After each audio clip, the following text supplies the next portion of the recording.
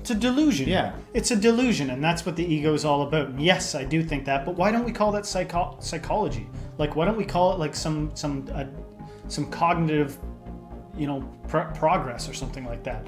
Why does it get the title spirituality? Sometimes I think, this is a spiritual channel, and I practice spirituality, but sometimes I think it's a little bullshit. You know what I'm saying? Yeah. I have those days. And sometimes I feel like the word spirituality is just our addiction to magical thinking. It's like, yes, you can be deluded and lost in egoic thoughts of things and like dogmatic beliefs and stuff like that. Yeah. And then the release of that, you might be like, oh, now I really finally have leaned into the what is. Yeah. Meanwhile, it's like very run of the mill. There's got your neighbor who's like a mechanic has like been that way for years. Yeah. He's like, I don't know what you're talking about. I've always just been exactly as it is. Maybe he's enlightened.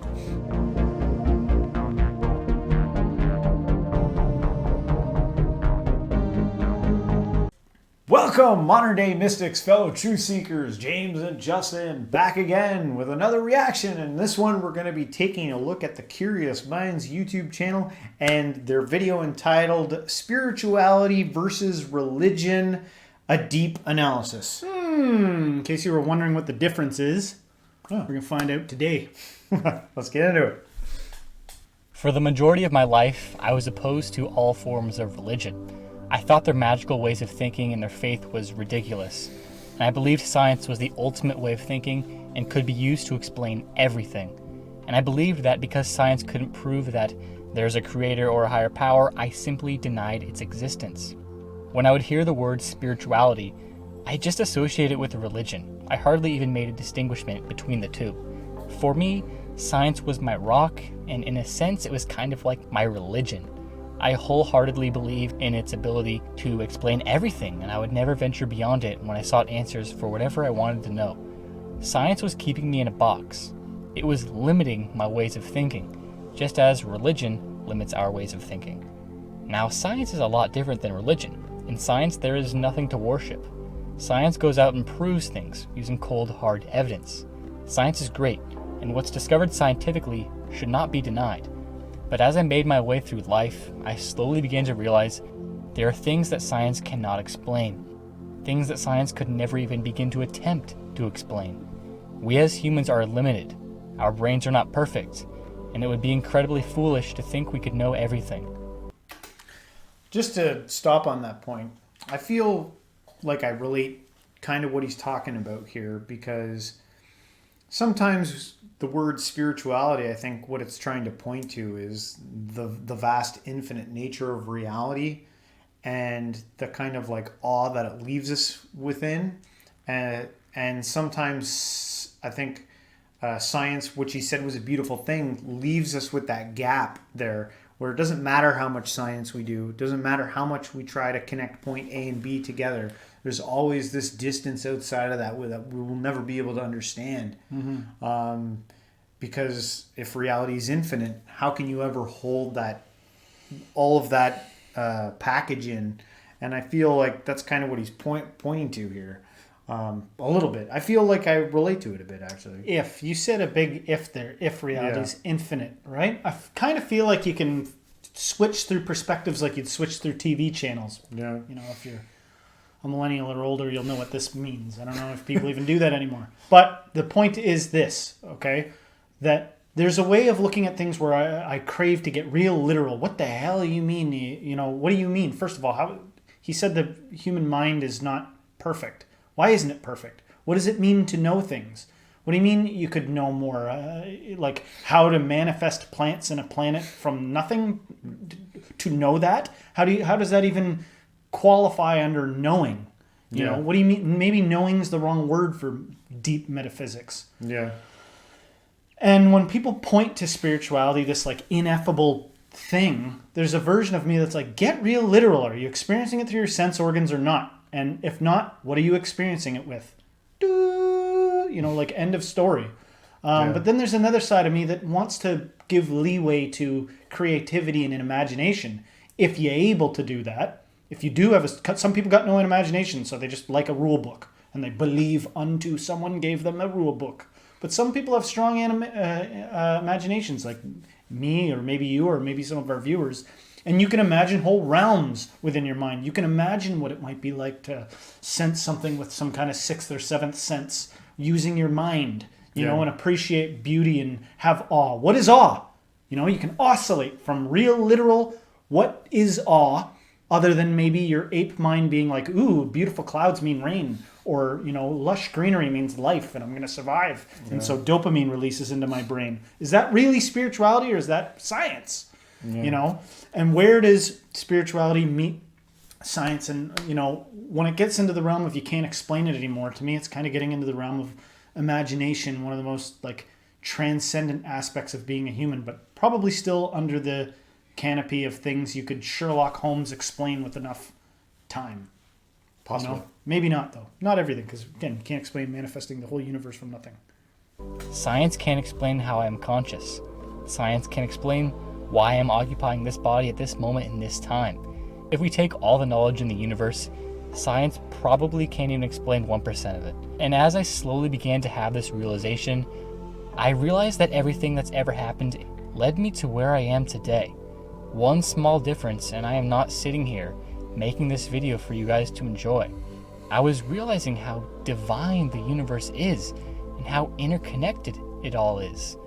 And I began to question literally everything beyond science. And it's when this happened that I realized I was becoming a very spiritual person.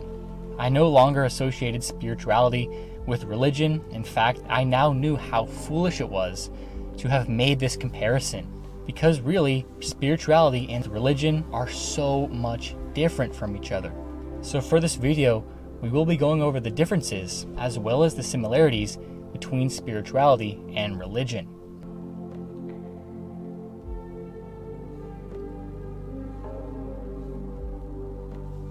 I like what he said there about everything brought him to that point. Yeah. We all know what religion is. I don't think I really have to give a definition explaining that term. But when it comes to spirituality, it's hard to actually put a definition to it.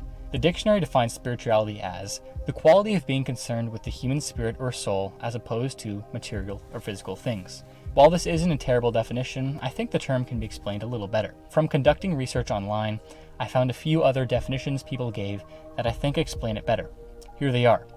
Spirituality is the aspect of humanity that refers to the way individuals seek and express meaning and purpose and the way they experience their connectedness to the moment, to self, to others, to nature, and to the significant or sacred. Yeah. Spirituality means any experience that is thought to bring the experiencer into contact with the divine. The spiritual dimension. The first quote I really liked, and the second quote threw me with that word divine. You know what I mean? Yeah. The first quote I thought was pretty standard. You know, the experience or the expression of whatever it said. Yeah. And the way they experience or express connection to everything. That's pretty good. Yeah, yeah. And then the second one was like something went into this idea of divine. What does that mean, divine? Yeah, I was thinking the same thing. I was like, what do you mean? What do you mean by divine? So oftentimes I feel like the marketed times of spirituality in my life come from relief from the pain of life, you know? And I feel like that's missing the mark on my behalf. You know what I mean? I feel like the level I've yet to arrive at is to see if there is a divine in the bad stuff. It's easy to get all spiritual when things are nice. Like, oh, I had this awakening that made me, you know, understand my like neurotic tendencies and my trauma a little bit better. And so I've got some relief from that. Yeah. How spiritual, what an awakening that is. Blissful. What type of levels can you get that in the here and now, and is the ultimate expression of that at death? Is like when there's no pain to be had. Or I don't think it's like emergence. I don't think it's ever that there's no pain to be had. I don't believe that, because that just doesn't make any kind of sense. I think it's a final understanding of what pain is and what suffering is. God's a taste for God's art. You know what I mean? Because this is all God's canopy, everything you see, and he doesn't exclude anything, not the worst nightmare you can think of. And so how all-powerful and accomplished and completed the game could you get than being like, I'm okay with all of it. I'm okay with every last bit of it. You know, and I no longer have this separate, dividing, divisive Acceptance. ego that wants to position me here and everything there, and instead it integrates. The ego integrates with everything, and you're like, oh, it's all okay. Yeah. I don't know, just a theory, whatever.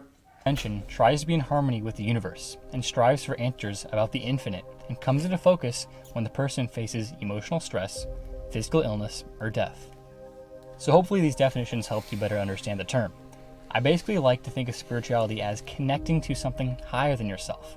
God, the divine, the universe, the source, whatever you want to call it.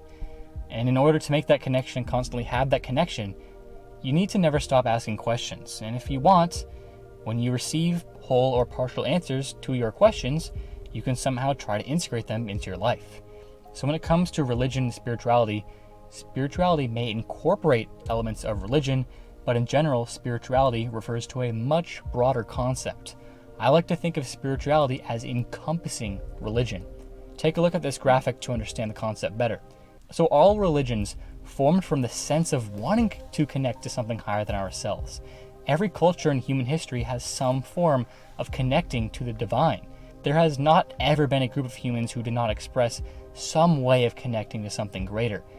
Being in wonder and awe of the universe is a key element of being human. So already realize that in some form you are spiritual, even though you may not consider yourself to be. So what we as humans do is we try to find answers to things. And when we think we found the answer to something, it becomes a belief. And this collective buildup of beliefs over time is sort of how a religion forms.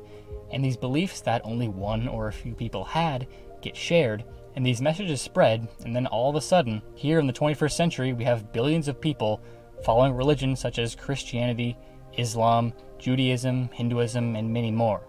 But the way of thinking in religion is limited, thus why the circle of religion is encompassed in the circle of spirituality in the graphic. For example, followers of the Christian faith are always relating their sense of connection to the divine to Jesus, who they believe is the Son of God, and the Bible, which is the holy book of the religion. But it would be a very spiritual act to begin questioning whether Jesus really is the Son of God, whether there really is a God at all, or if the Bible is really holy or not. A very spiritual person who has little attachment to any religion can relay their experiences in whatever way they please because all possibilities are open in their eyes. Even non-religious parties also stem from spirituality. Science and space exploration are seeking a connection to something greater than themselves. Science, too, is in awe at the profundity of the universe and is seeking answers. That's spirituality. What I'm trying to get at here is there are no rules in spirituality. Religion says, here's the truth. And if you don't believe this truth, then you can't be a member of the religion. And back in the old days, some would say, if you don't believe this truth, then we'll kill you. With spirituality, you are not told the truth. You must discover it yourself. Famous author Deepak Chopra once wrote, religion is the belief in someone else's experience. Spirituality is having your own experience. Ancient poet Rumi. I feel like we got to address that. I agree with the first part. Religion is the belief in someone else's experience, and then spirituality must be your own experience. But what does that mean, man? What does it mean? Why have a spiritual experience? Yeah. Why do people always go and talk about their spiritual experiences? Like if somebody's gone and taken ayahuasca, they're like, dude, I gotta tell you about the crazy, I like talk to my ancestors and stuff. Something crazy, right? That could be imagination, but people always, usually when you say like, you ever think it could be your imagination? No, man. There's some things in my life I know, and I've been that person that's been like, I have a knowing. I know. But even inside the definition that he was dropping, he gave that little scenario of religion being inside the circle, the bigger circle of spirituality, and that was just really a broadening of concepts and ideology. It's an expansion because he's saying it's refined. In religion, it's refined and it's limited to a certain amount of beliefs, and then in spirituality is supposed to be an expansion of that. Whereas I feel that there's a part of that there, but it's, I think, more of what he's going into of letting go after you expand to a certain limit, you start letting go of all your ideas about what you think God is or what you think is the way. Right. Letting go of all that thing. Maybe is just giving you an experience of what actually is. You're trying to control everything and keep it in a tight little knit box. It's a delusion. Yeah. It's a delusion, and that's what the ego is all about. And yes, I do think that, but why don't we call that psychology? Like, why don't we call it like some cognitive, progress or something like that? Why does it get the title spirituality? Sometimes I think, some like this is a spiritual channel, and I practice spirituality, but sometimes I think it's a little bullshit. You know what I'm saying? Yeah. I have those days, and sometimes I feel like the word spirituality is just our addiction to magical thinking. It's like, if yes, you can be deluded and lost in egoic thoughts of things and like dogmatic beliefs and stuff like that. Yeah. And then the release of that, you might be like, oh, now I really finally have leaned into the what is. Yeah. Meanwhile, it's like very run of the mill. There's got your neighbor who's like a mechanic has like been that way for years. Yeah. He's like, I don't know what you've been talking about. I've always just been exactly as it is. Yeah. Maybe he's enlightened. Yeah. Is there room for magical thinking? Is magical thinking a bad thing? Well, or is there room for it? No, I don't think it's necessarily a bad thing, but now you got to enter the realm of like, is anything bad? You could play with concepts of, is there anything really bad or good? Yeah. And that's a whole nother rabbit hole. That's a whole nother rabbit hole. But I mean, this video is about spirituality versus religion. It's not hard to me to define religion. Spirituality is almost like infinitely not definable. Oh, think about how long we've been doing this channel. We've talked about spirituality and definitions so many times. There's never one. It's not like there's one definition. There's like, it might be individualistic. It might be like every human's got their own definition for spirituality, because what it means for you might not be the same thing as it means for me, But the label we use is interesting, because a lot of times it's just searching for meaning. And a lot of times it's just searching for like, what's the point? What's the purpose? Spirit? What's spirit? Root word, unseen. Right. Spirit is this thing that's unseen that you can't tie down. But what are we pointing at? Everything we know we like see or sense with something. You know what I mean? And it's like, so what if at one point it referred to like your emotions or something? You can't see your emotions. I could manipulate my face, but I could be like full of anger and smiling at you. Yeah. You can't see my emotions. I'd be Yeah. like, well, I'm having an experiential experience right now that's opposite to that. You know what I'm saying? I hear you. And so maybe the word is just an interesting word, Yeah.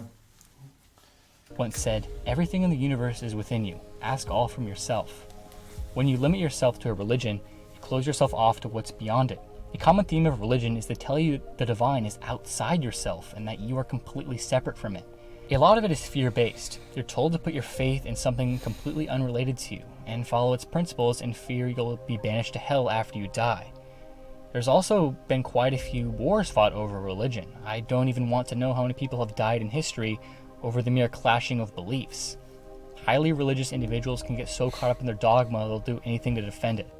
This is why you typically don't see Muslims being friends with Christians, or many Christians being friends with Hindus. Religion drives separateness. A highly spiritual individual realizes our connectedness, and instead of driving separation, is driving closeness, unity, and love. So now back to the graph from earlier, but we're going to change it slightly.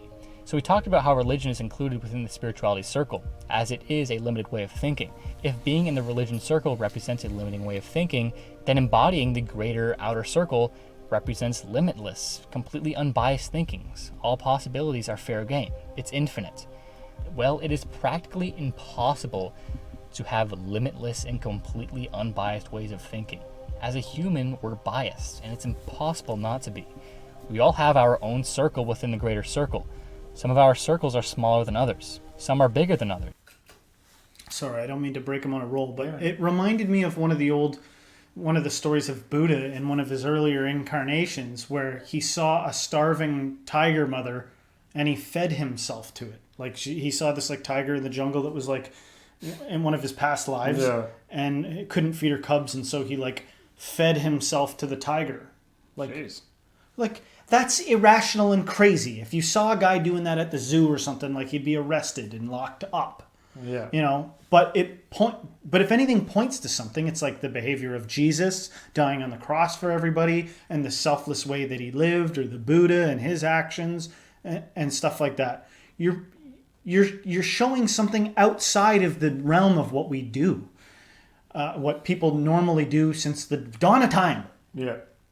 Okay. Well, and that's what this is pointing to, is the opening of all possibilities. But the opening of all possibilities is to you insane, viewer. Yes, that's what I'm saying. It's insane. It's not, wow, these mountains really get me in touch. That's like monkey shit. That's like you wanted to survive, and so it taps into your like limbic survival system. The enlightenment, the spirituality you seek is whatever isn't what is obvious to you. So that's feeding yourself to a tiger. I'm not advocating that, obviously. I'm just saying that the frame of that, you could have met people like the Buddha from that incarnation where he did that. You could have met a guy like that, but would you recognize it? Do they have to be some kind of like master of hypnosis first, or like some pastor of a church where everybody wears suits, or some successful organization? Only then, when that person starts behaving selflessly, are you like, oh, well, he's legit. We know he's got the chops to like get stuff for himself. But because he's acting selflessly, it's legit now. Because otherwise I wouldn't have thought. Like, there could be some selfless person out there that doesn't give a crap about money or your society or anything, because they're like, I'm aware of the unity of all things. I'm aware of it. Aware. And so I know that there's no difference here. You know what I mean? Yeah. I don't know. Did that make any sense at all? Okay, good. But it's impossible not to have a circle that's smaller than the greater circle, if that makes sense. If you've thrown religion out the window, then you may have a bigger circle than someone who is a priest, but you're still not anywhere close to the greater circle. Rather than the gaining of beliefs, spirituality is the breaking down of beliefs, and this includes the belief of the existence of the self. You probably identify with being human. You believe that whatever name you have is who you are. Maybe you identify with the color of your skin or your nationality. You're always living life in terms of your survival. You want to keep living, but why is that? Deep levels of spirituality questions that and seeks to transcend it, and recognizes that living life in itself is limiting, because you're always viewing the world and how it can serve you. Embodying this greater circle may be seen as enlightenment or nirvana, and embodying this is what many people who identify as Buddhists are seeking. But of course, that's counterintuitive, as if one was truly in a state of nirvana, they would have transcended all labels of themselves and would no longer consider themselves to be Buddhist or whatever the labels they have of themselves. So to sum things up, spirituality is a broad concept which mainly includes a sense of connection to something higher than ourselves and involves a search of meaning in life. And religion is encompassed within this concept, but is a much more limited, dogmatic way of thinking. So my life advice to you is to have an as big circle as possible. You probably will not be able to embody this absolute circle, but if you stay as open-minded as possible, never stop asking questions, and never cease to be in awe of the magic of this universe, you'll probably have a pretty big personal circle. The bigger circle you have, the less separateness you'll be creating in this world, and that will go a long way in reducing the suffering of life here on Earth. The more people turning inwards and looking inside themselves for divinity, the more people that will see we're all one, and that we're all the same. It's non-duality. The only boundaries that exist are the ones we create in our minds. I imagine some religious people who follow me might have been salty and unsubscribed, and that's fine. Our lives are utterly run by feelings, and also, for those very rational-minded, likely atheistic people, which I used to be, who believe science is the ultimate truth and that this video is still bullshit, recognize that your dismissal of something greater or order within the universe is a claim solely based on feeling, and that your clinging to rationality is in fact in itself irrational. I hope this video was insightful, and I really hope that the whole circle analogy wasn't too confusing and made sense. So if it made sense, please let me know in the comments so I know I'm not stupid. It's amazing how much this channel has blown up in the past few months, and it makes me so happy to know that there are 22,000 people out there enjoying my content. That's an absurd number. His circle analogy made lots of sense, that religion is couched within spirituality, but I feel like you could have replaced the word spirituality there with like existence. What isness? Yeah, maybe you could put an equal sign beside them. I feel a lot of times, like personally, that's how I feel about spirituality, is that we're literally just talking about the existence that we live within. And how deep that goes, I don't know. I don't know about unseen mystical souls and magic. I don't know. I personally don't have like direct experiences, but just because I haven't directly experienced doesn't mean that I just throw it out the window, as it just hasn't happened to me. So I'm okay with that. I'm like, it doesn't affect me that. I just stay open to it. Yeah, staying open. I like a lot of what he said about unifying and stuff like that. I think that's a good idea, and that your dogmatic beliefs actually separate you and stuff. That's a solid point, man. That's like just obvious. Do you want separation or do you want unity? And I've literally said that to people before, and they've said no, like they don't want to unify with anybody. Yeah. But one thing is this, okay? I do think that, like, I have a running hypothesis that enlightenment is nothing more than the quieting down of the ego, or diminishment, or just shh. I think it does an awful lot of talking. We identify it. We think those thoughts are us with the ego and everything like that. But what does that have to say about our physicality? You know, there's footage of a guy dipping a half frog, just like essentially a torso and legs, into boiling oil, and the frog's legs are like jumping up and down, like, because its nerves are there. Yeah. So even if you had an enlightened person with like some chronic illness, they'd probably still like walk with a limp or be ill or whatever and display, because your body's your body, right? So even if you quiet down the ego and you get some perspective and you're like, it's all one thing, man. There's no reason for me to like fight and be achievement obsessed myself into an early grave or whatever the issue is. You still got to contend with a physical reality. You're still there. Yeah. Reality, the only difference is you'd be like, it's perfect. My limp and that thorn in my side is fine. God's grace is sufficient unto me. And so everything is okay the way it is. And maybe some people call that bliss, but maybe the truth is that's just how it is. You know, that's just, you're not characterizing reality as something to be suffered in. Yeah, I think people have different levels on how they decide to engage with this. And we want to know how you guys engage with this. What do you think? Give us speak your mind. Let us know in the comments. And hey, if you liked our video, the reaction, don't forget to hit the like, subscribe, share it with a friend, and everybody, until next time, Stay spiritual.